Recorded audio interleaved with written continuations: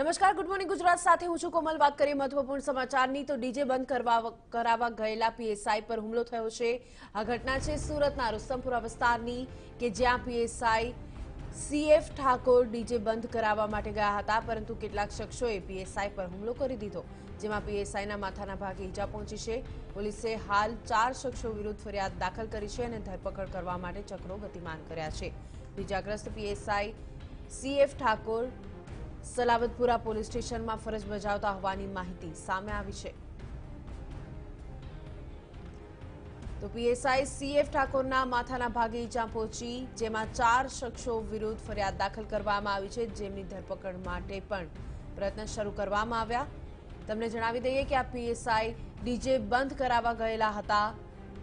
સુરતના રુસ્તમપુરા વિસ્તારની ઘટના અને આ દરમિયાન તેમના પર હુમલો કરવામાં આવ્યો, જો કે હાલ તેમને સારવાર માટે ખસેડવામાં આવ્યા છે।